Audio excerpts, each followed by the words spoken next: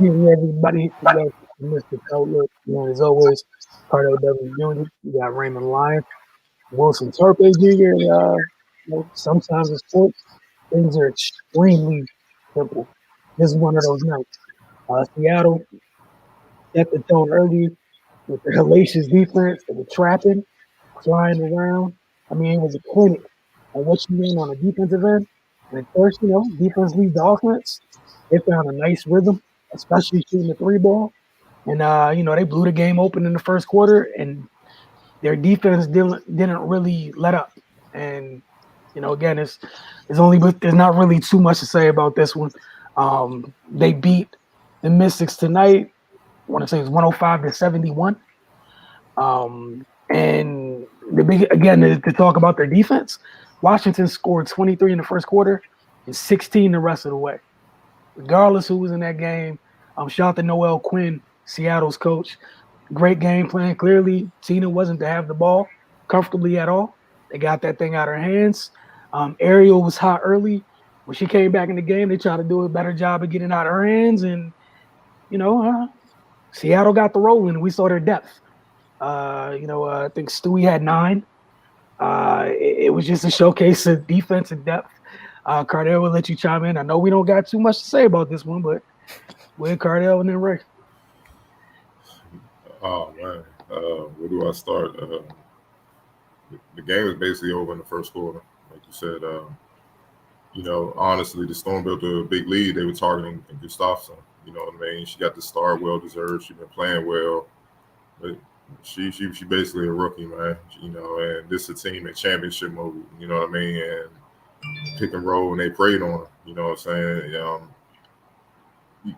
It's not even the fact that she wasn't even putting effort on the defensive end. It was just that by the time she made the read, the shot was in the air, and Sue Bird wasn't missing nothing in the first quarter. Man, she went 4 for 4, from 3, and that just blew everything over. Man, I mean, wide open threes, dog. And then as a team, they shot 72% from deep in the first quarter. And for the Mystics, Atkins was the only bright spot in the first quarter. She had 9 points, so 3 or 4 from deep. And the time it just continued. The hot shooting from the Storm, man. At halftime, they were shooting 10 for 14 from the field, man. I mean, from deep. That's 30 points from 3. You know what I'm saying? I mean, they pretty much played a flawless game. And I know the Mystics are walking wounded or whatnot, whatever have you, but they're still professionals. They still got to play. Seattle did it all, man. Like, I think this is the first game, honestly, in WNBA and NBA where I'm looking at the plus minus, and I don't really look at it too often, but I'm just looking. Mm-hmm. The entire Mystics roster is in the negative. No one is in the plus, though. And meanwhile, the Seattle, every player is in the positive, is in the plus, in the plus minus. Like, I've never seen that. That just tells you how dominant Seattle was. I gotta give Gustafsson credit, man. She kept competing. The game was a blowout. She came in, she competed. So when they rebounds, like I said, man, she for me, I know I'm not the GM or coach, but for me, she earned the roster spot going into the next season. She's played hard. She stayed ready, no matter how many minutes she got. If it's 3 minutes, if it's 12 minutes, if it's tonight she got 21, she got to start.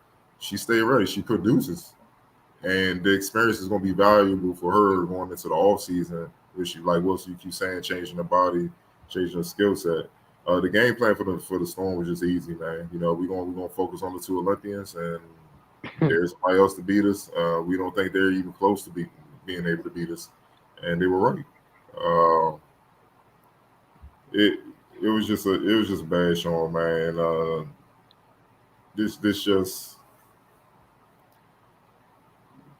honestly, it just speaks of a team that looks like they're ready to go home, and rest up, and overall, and get healthy and rest up, man. And it might be overdue, though. It is what it is. Because, like I said, these teams are not playing no more. They're in playoff mode. They're killing you. They're not going to take it easy on you. And like I said, it could have been worse if Stewie would have played more minutes, man. You know what I'm saying? She got banged up and left, but by the time she came back, it was no need to continue to play. So, all in all, man, it was just a dominant all-around performance from the Storm, man. Right.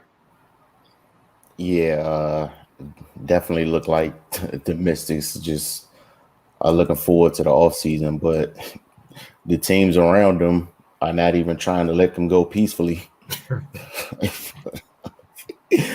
But yeah, man, it's not too much to say about this game. Seattle just came out from the get go, established their dominance, and kept it going throughout the entire game. Kind of watching it.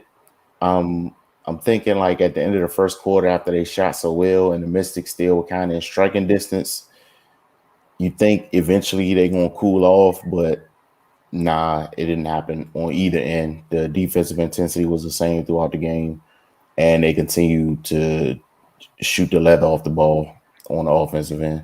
Um, like Cardell said, they was just like, let's just take Tina and Ariel out the game, and we have no faith that anybody else on the team can do enough to beat us. And you can tell by the score that they didn't come close. I think Zealous led them in scoring, and they won by 34. So that tells you everything you need to know about this game. But yeah, man, Seattle, to be honest, they were probably looking forward to this game because they have been struggling a bit, and they are coming off a win against the Liberty, and they were probably looking at the Liberty how they were looking at the Mystics, a struggling team that they can kind of use to regain their footing and get back on track. And they did last game against the Liberty. Stewie had a breakout game, and then tonight she got hurt, but as a team they just performed really really well. So they're looking to to kind of climb up a little bit in the standings themselves, and they're just taking advantage of their opportunities. But yeah, man, the Mystics they're probably exhausted.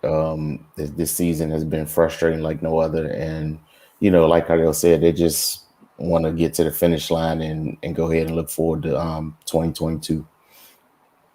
Yeah. Again, I don't really have too much to add.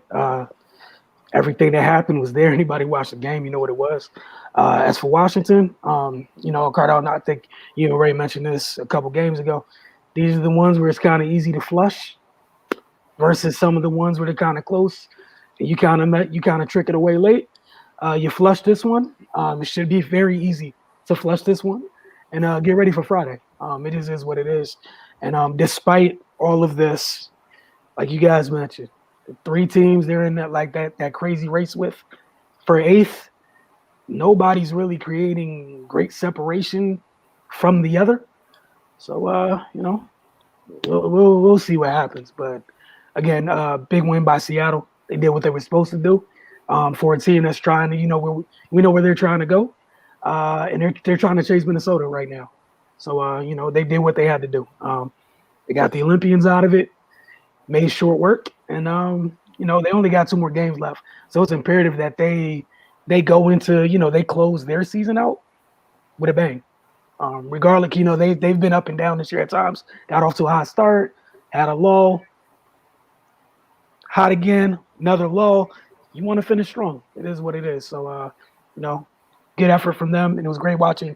This is another thing where Washington's playing these teams at the top of the standings. This is the theme. Those teams have great depth, and that's what we got to see. Was Minnesota, Seattle, great depth, and we know when Washington made their run, they had it. So it's kind of a key ingredient. And we'll see you guys later this week. Y'all have a great evening. Don't forget, go to oozandodds.com and then thefocustv.com.